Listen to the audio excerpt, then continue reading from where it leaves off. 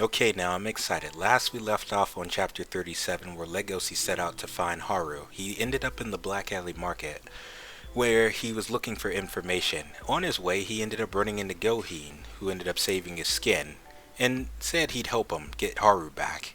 He's such a bra. I'm ready to see where this chapter is going to take us. So, chapter 38. White fur on a piece of lined paper. Haru was abducted by the Shishigumi, a criminal organization, and now she finds herself being humiliated by the boss of the Shishigumi. Haru is just about to be preyed on by the boss of the Shishigumi right now. She's writing a letter as if her life isn't in danger, or so it seems. Do I really need to put to whom it may concern? What does that even mean? Oh yeah, one of those letter things. Gotta erase it, no one's really concerned about it anyway. Actually, I shouldn't even put a greeting here to begin with. It seems kinda forced, not to mention creepy. This isn't even much of a testament. I'm just writing my past experiences in life, since my life is literally flashing before my eyes. Ah, is she in her head? Yeah, 'cause last time we saw her, she was, like, naked and being defiled. So, yeah, she's in her mind right now. My life. I'm going to die in a few minutes. I'm about to die so shamefully that it's almost funny. It's actually quite ironic how she's gonna die right now. Actually, no, it's not even ironic. It's just... yeah. Anyway, I was abducted by some weird group of mobsters. Right now, their boss is inspecting me to see if I would taste good or not. I don't have the right to make excuses, but everything I've done till this point, I did to live life to the fullest as a female and a small animal. I mean it. But looking back on my actions, an end like this might be fitting for someone like me, because from the moment I was born a dwarf rabbit, I was destined to be unhappy forever. Okay, that's... okay, so I love that we're finally getting Haru's inner monologue right now. Right?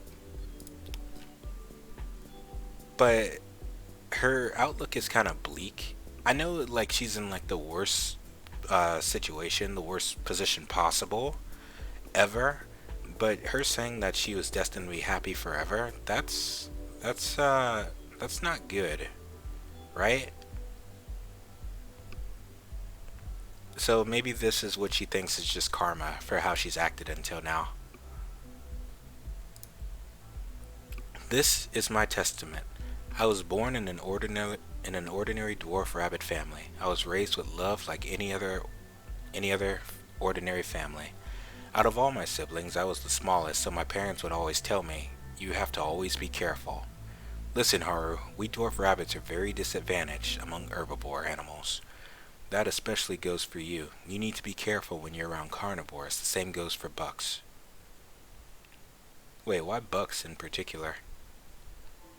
It's odd that they would say that, considering that she ended up with Louis, who is a buck. Why?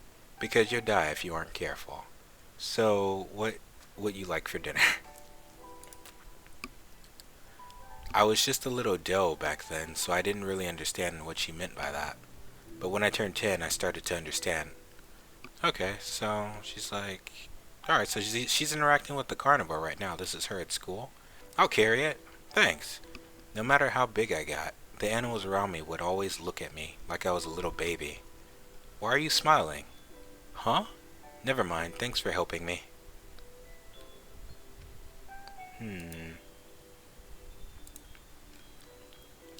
Like she's a little baby. When they smile at me, they're just feeling sorry for me. They only see me as a defenseless creature who's bound to die eventually. I grew up being used to those feelings. Used to those smiles of pity. But when I was in third year of middle school, black-tailed jacker rabbit, large breed rabbit, I always liked you. Will you go out with me? He's not smiling. I found it. Wait, what? He looks old as shit. Are they both students? The only time I can be treated as an equal. Wait. What happened? Okay, so he just confessed to her that he's always liked her, right? So she found out the only time she can be treated as an equal. Ah. So this is her first time having sex then. I was never pitied during intercourse or treated like a defenseless creature. There were no lies. Everything was genuine. I know this sounds strange, but this was the first time I felt like I was part of this world. Huh? Are you crying? Oh, she started crying. Over time, I'd lost... Wait. Okay. Over time, I'd lost friends. Animals would make rumors about me. It wasn't pleasant, but it was a whole lot better than being treated like a defenseless creature. Okay, I'm gonna comment on this right now because... Alright, so I got... In Haru's introduction chapter, we got a glimpse of, you know, how she thought about the world, right? How she was living life, because she thought she could die at any moment, and her life's literally online. It's kind of validated, but she's still wrong in a sense. And I'm gonna point out a flaw in her logic, in her view right now. All right, so we know that Haru doesn't like being looked down upon. I can see Haru's flaw now. So just like Louis, Haru has a complex, just like he does, right? See this, and it starts with this interaction right here, right? Because she doesn't like being viewed as a defenseless creature, you know, who can't help herself or anything like that, right? And it starts right here, where we have this fox just offering to carry her box, right? Now, Haru wonders why he's smiling, right? And she's wondering if he's taking pity, if he only did it because she's a small helpless animal. Where that might not even be true, right? Like, it's okay to ask for help for stuff like this, because look at the difference. Like, look at the context that this is in right now. Like, he could have just done it with no ulterior motives, which it seems like it, right? He's just being super friendly, like, because you can't ignore physical differences like this. And look what happened. Look what he does with the box. He puts it up at a height that's like, you'd have to stack two Harus on top of each other to even get to that height, right? So it's not that she's defenseless. You know, if anything, it's a respectful thing to offer help. But in Haru's mind, a simple act of kindness like that, she views it as her being looked down upon as some defenseless creature. And I'm pretty sure that that's not her only interaction where her view of the world and how people see her have affected her relationships like this. Like, she would probably view everyone as like being disingenuous, which is why we get to this scene right here where this guy confesses to her, right? All so he could just sleep with her, right? And Haru views that as, oh, when two people are in the bed, we're equal, right? Because you can't hide anything when you're having sex. We're both even, and she's using this as a way to empower herself, to feel like she's somebody, right? Because it's the reason why she does have a survival instinct, right? She very much does want to live, and she doesn't want to, cause she doesn't want to die, right? And she always said that she could die unloved at any moment. But what she's seeking out with other people by just sleeping with them, that's not love. What she's seeking is I've said this from the beginning. What she's seeking is connection, and that's the same thing Legosi's looking for as well. Even though he has some of his issues going on, which I hope that gets brought up again pretty soon. But yeah. But I just wanted to point out Haru's like fatal flaw right here, which may be a big reason how she ended up in this situation in the first place.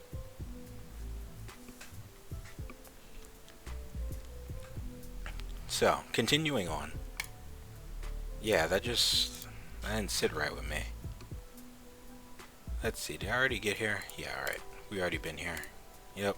Over time, I'd lost friends. Animals would make rumors about me. It wasn't pleasant, but it was a whole lot better than being treated like a defenseless creature. At the expense of your friends. And you can see right here, she's been through multiple people, not partners. Like these, like she hasn't held a single boyfriend, right? And even when she met Legosi again right after their incident, she said, I don't accept pity from guys I've slept with. What's that about? So it's Haru that's the problem here. She doesn't hold any type of meaningful relationship with anyone. All because, after they have sex, she goes back to that mindset of like, oh, no, you think I'm just something to be protected now. So, I don't need you. And she just doesn't talk to him, I guess. All except Louis, though. But that's because they actually built a genuine, like, friendship with each other, like, over time. Like, there's actually some type of substance there, whereas everything else, it's not. So, I don't know. Hearing this revelation from Haru kind of makes me angry. You know? Because now I'm wondering, how does she view Legosi in that regard? Because Legosi is pure, right? He has pure intentions. He really doesn't want to sleep with Haru. He doesn't. He just wants that connection with Haru and for her to be his friend, even if, he is in love with her. But having sex isn't really on his mind. And how do we know that? Because we've been with Legosi the entire time. He's a pretty well-intentioned dude. Let's continue. But now it's all over. That's right, it's all over. It's the end of the worthless 18 years of a worthless dwarf rabbit. Good, your backside is clear of marks. Perfect. This is terrible. This is a terrible position for her to be in. Just... Alright, so... There's a boy I'm in love with, but he's far beyond my reach. Okay, so it's confirmed. She does love Louis. Louis loves her, she loves Louis. Or I'm wondering... Louis always kept her at a distance, though. He has his own reasons for doing it, but at the same time, it's always been one-sided. Because if Louis really wants you, he could be with Haru. Anyway. I still don't know why I was born. I still don't know what my life is worth. I regret everything. Do you really? Oh, let's see. So she's writing, she's hesitating, writing, and then an arm appears. That's not her arm, that's a familiar hand. It's Legosi. Aw, that's awesome. So in her last moments, she's thinking about Legosi right now. And that's really sweet. Let's see what she has to say about that. That's very significant. I believe that she's finally starting to realize how genuine Legosi has been to her in her life. Granted, they've only known each other for a short time, but Legosi's always been there. Like, Legosi is the one that always has, like, shown up. Especially when the power went out and she called for Louis, the one who was there for her was Legosi. He was there first. He was the first act. And even now, he was the first to do something about it, because he's at the Shishigumi base right now, about to fight for her life. And here she is calling her life worthless. But to Legosi, she's not worthless. And I want to see what she has to say about that. Hey, weirdo. There's this weird gray wolf I know. He's not very sociable and he doesn't talk much. I can never tell what's going through his head. I like how they have emphasis on the eyes right here. Because Legosi, he doesn't pity Haru at all. These aren't the eyes of pity. So I wonder how she views Legosi from the perspective. Is he the exception? You know, because whenever Legosi helps Haru, it's not because, oh, she's so defenseless, I must protect her. It's genuinely just because he wants to. You know? There's no ulterior motive with Legosi. He's very much a what you see is what you get guy. Despite him having the, a terrifying body of a carnivore. But he always took me seriously whenever we were together. You know what? If I'm gonna die anyway, then at least to the very end, I want to feel glad to be a rabbit for you.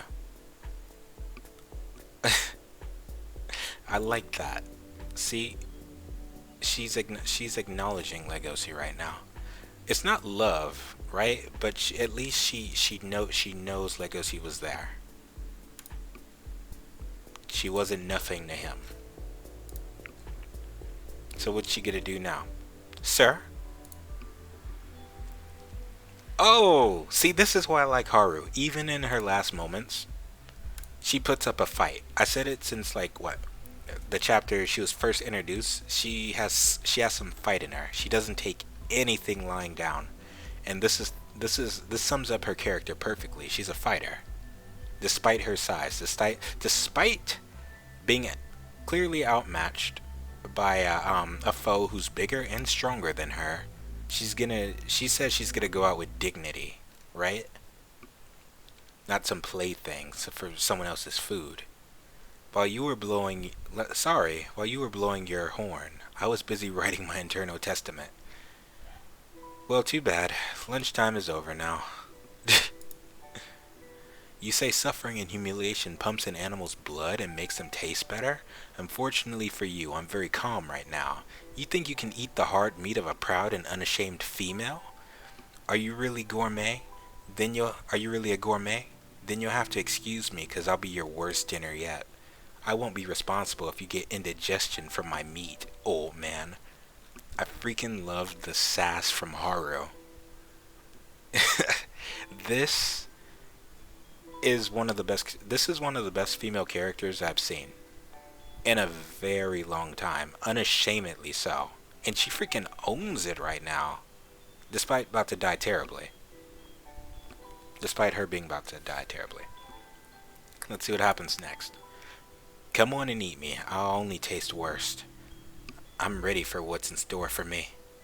See, that's freaking awesome. Like, if she's gonna die, if she's gonna be dinner, she's gonna be the worst thing he's ever had. And that's like the ultimate, like, screw you move. And he's gonna eat every bit of it too. Okay, so we're back outside. I freaking love that scene. Haru, this Haru owned it right here. Love it. Anyway, so they're back outside with Going and Legosi. Going, we need to go now. We don't have time to lose. Calm down. We need a plan. We're up against 35 lions. Felines are more combat-oriented mammals. In terms of physical and instinctual capabilities, and you're just a young wolf. You're much lighter. You're much lighter than they are. The only thing you beat them at is jaw strength. By about 10 tons. So you need to bite them like crazy. But on the neck, you won't do much if you aim for their legs. Oh, is he hesitant to bite? Let's see. But I've never bit anyone anymore. Whoops. What do you say? I've never bit anyone before. I can't beat them up. Sounds like a bluff. Have you ever fought with a feline before? Well, there was this one time. That's enough out of you two. And they found us. Well, why don't you try beating them up? And they've got guns too. So that was the end of the chapter. That was a really good chapter. I actually love that chapter. Haru owned her scenes. She really did. And I'm glad she's starting to she at least acknowledged Legosi. Right then and there. Haru's such a complex character because she's validated just because she ended up in this situation by the virtue of her being born a white dwarf rabbit. One, already a herbivore. Two, let's see, a rare color that's actually sought out by the freaking boss of the Shishigumi. Like, you can't ignore her circumstances of bad luck just from how she was born, even though she came from a normal family. But she said she didn't want to die unloved. She's mistaken sex, just sex for love, when that's not really what she's seeking. She's using that to like validate herself, and that's the wrong way to go, at least in my opinion, because she could be so much more valuable. and just her worldview that was instilled inside her since she was a kid. It shaped her interactions with everyone else, and she even lost friends over it, or even potential friends at that, because in her mind, guys only want one thing. They only see me a certain way because, but at the same time, Haru's been reinforcing that with her actions. So she's not absolved of anything. It just makes her more complex. Just because of the situation she's in right now. Her life has been in danger twice by virtue of being born a herbivore, with Legosi, and now with the Shishigumi. That's pretty nuts to think about it that way. But she's honestly one of my favorite characters. She's in my top 5 right now. It's a pretty short list, but she's in my top 5. So, that's all I have to say about that for now. I can't wait to see them throw down with the Shishigumi. They have to clear 35 lines to get to Haru. So, yeah, that's about it. I will see you in chapter 39, home stretch. See you then. Good luck. Have fun. Oh, and comment, like, subscribe if you want to, or dislike it. Be transparent. Okay, now. Goodbye.